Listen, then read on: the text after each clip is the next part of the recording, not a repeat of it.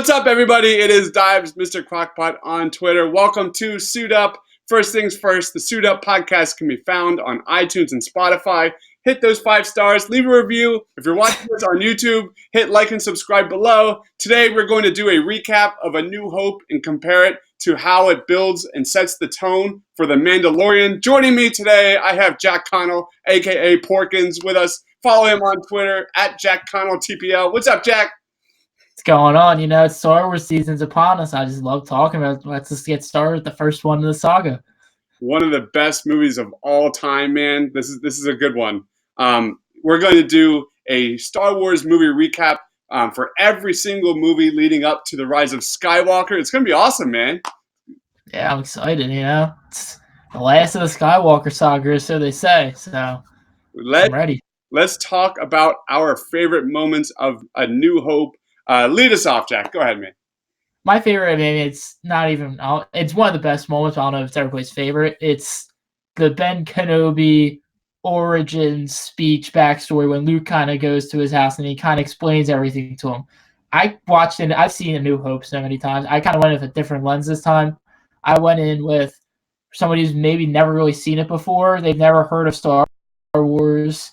I like somebody that saw it 1976, 1977 when it first came out.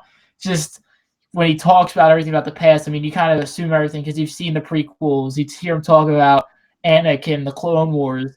I'm sitting there thinking, breaking down, like, who is Anakin? Who is the clone? Like, what are the Clone Wars? And just the emotion that Alec Guinness portrays in that speech is just everything about it. It's great. That's my personal favorite. I'm going to stay on Tatooine because my personal favorite moment of A New Hope is in the beginning. And it's when Luke is staring at that binary sunset, when you see the twin stars in the background, and you have the Force theme going on in the background. Literally begins and ends with that scene. Star Wars begins and ends. That saga begins and ends, because we saw during The Last Jedi when Luke Skywalker passes away, you see the same thing, man. That scene, every single time I see it, whether it's on my TV or wherever, dude, that gives me the chills, man. I love that scene. That is just a epic moment. As it cuts to him and the music builds up, it's incredible. Oh, that Jedi theme is one of my favorites. I'm a big film score nerd. That is easily among the tops of the best music in film history. Any other favorite moments? I mean, that's just got to be the top. I mean, obviously, there's other ones sprinkled in there. The Falcon, just the first time inside the Falcon, the Death Star whole battle, the whole scene inside the Death Star, the entire movie. The entire movie is great. There's so many. I got to go to the assault on the Death Star. We have the trash compactor scene. It's so fun. But the assault on the Death Star, man, when I think of Star Wars, when I think of A New Hope, I think of the original movie blockbuster. And I go back, when I was a kid watching this for the first time, my mind was completely blown. There's not many movies out there that really kind of shook me to the core. It's a short list. It's like Jurassic Park, Nightmare Before Christmas, Avengers Endgame certainly is on that list. But this was a movie that was like something I've never seen before. And when they're like weaving in and out, this giant space battle, that was just epic moment for me as a kid. So any other ones you want to bring up before we move on?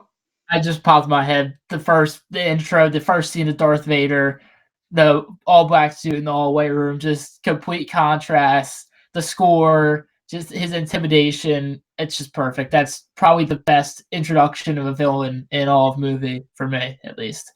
And it would be really wrong not to bring up how unique Star Wars was when it first came out.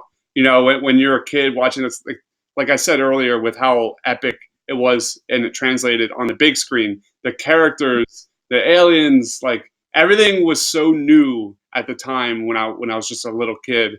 And that was something that I just would never, ever forget. Let's move on to our next question. Many of us have watched A New Hope 1,000 times as a kid growing up. Which character did you connect with most and why? I mean, I think every young kid is kind of connected with Luke Skywalker.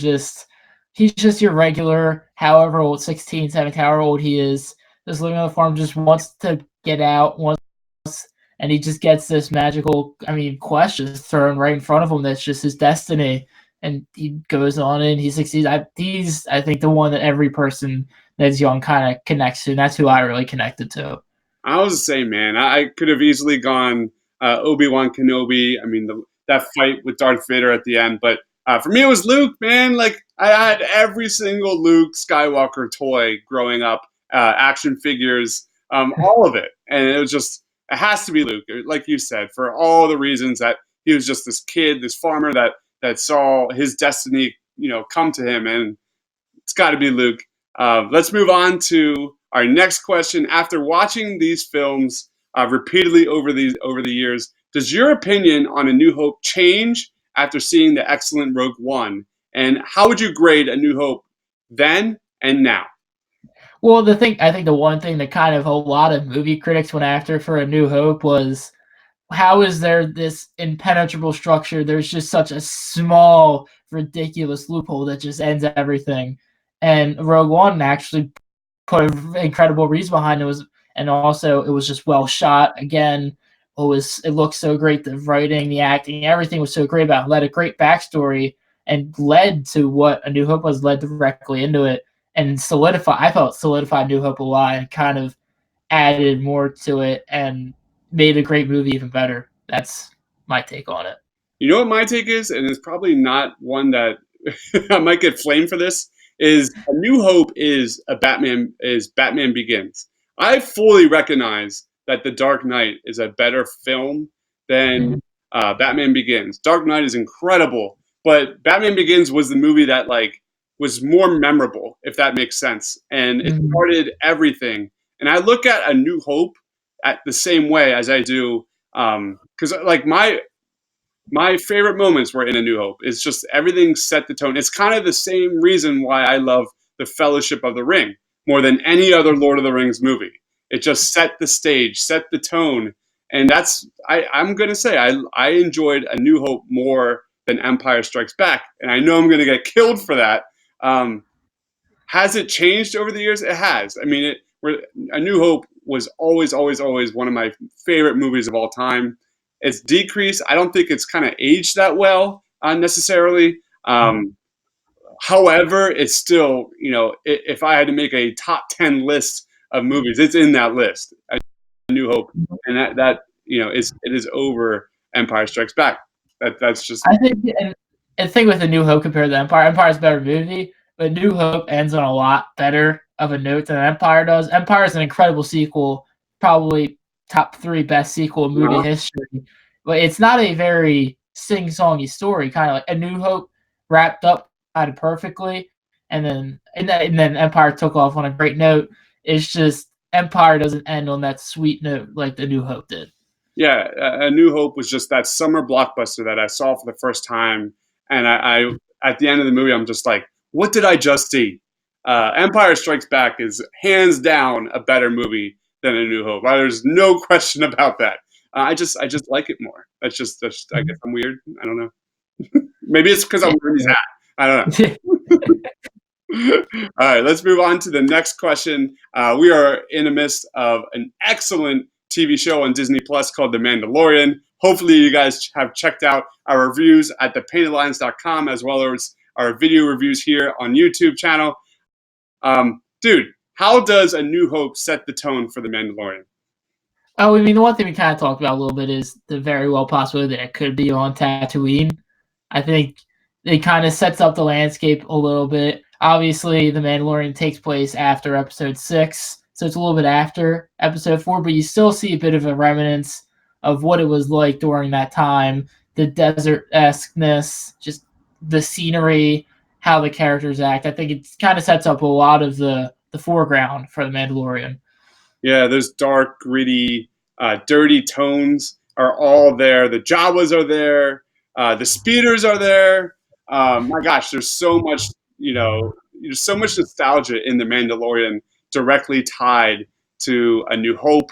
I think every reason, every ounce of my body, that love for Mandalorian is all related to A New Hope. I mean, there's so many connections. I don't even know where to begin. Any last comments about that?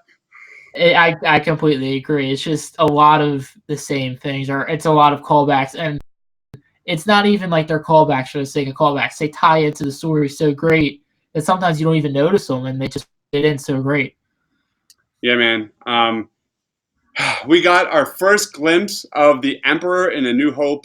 I think it was a hologram between Darth Vader and Palpatine. The Mandalorian is sandwiched between Return of the Jedi and The Force Awakens. Now, we know that the Mandalorian will have some sort of role in the end of the saga, in the Rise of Skywalker. Do you think the Emperor will have any role in future episodes of The Mandalorian?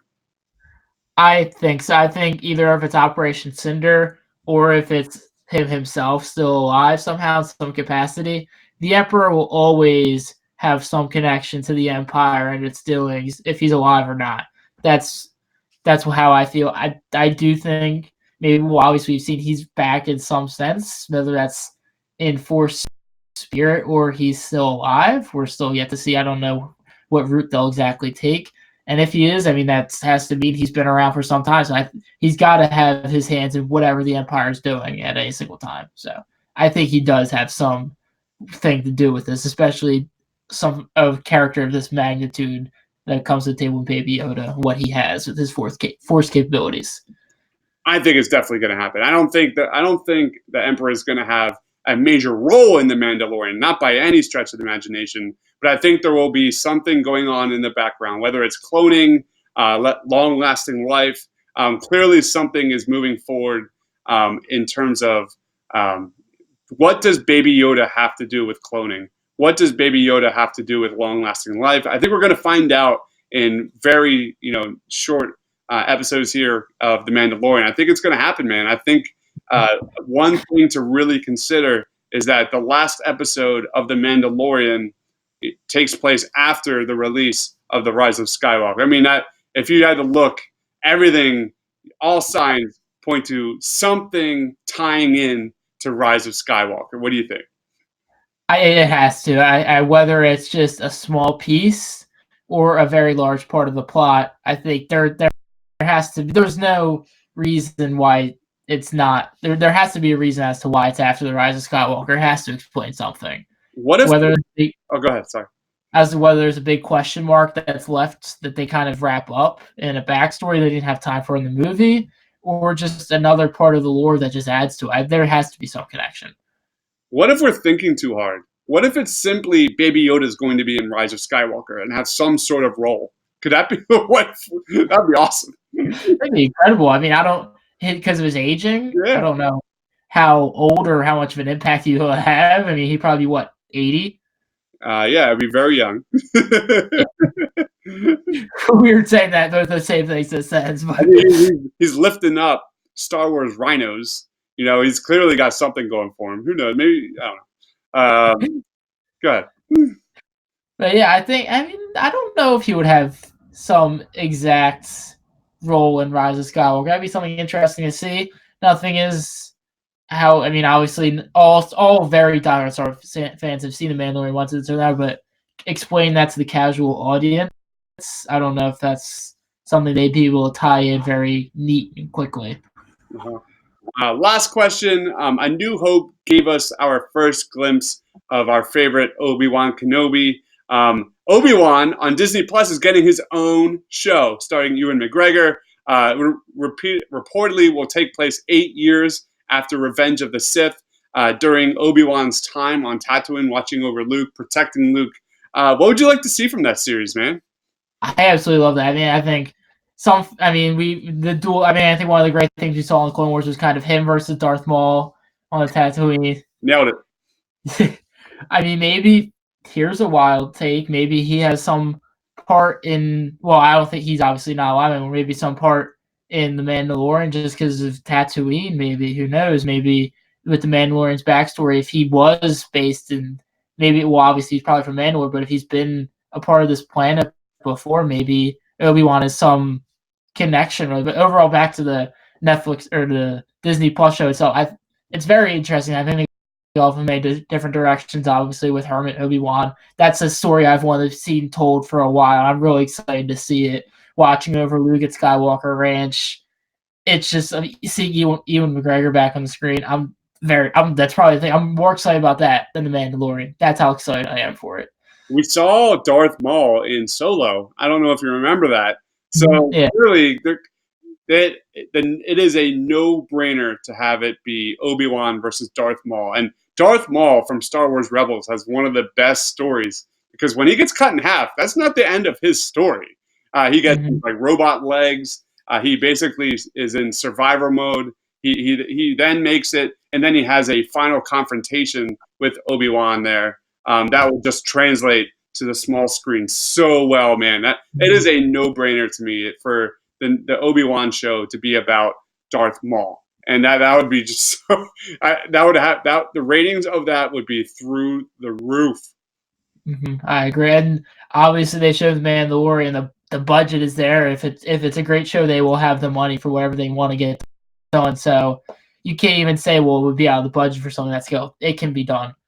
Oh, I hope so, man. Make sure you follow Jack on Twitter at JackConnellTPL. If you're watching us on YouTube, hit like and subscribe below. You can find Suit Up Podcast on iTunes and Spotify. Leave 5-star reviews. Thanks for watching, guys. I'm Deibs. Stay awesome. See you guys.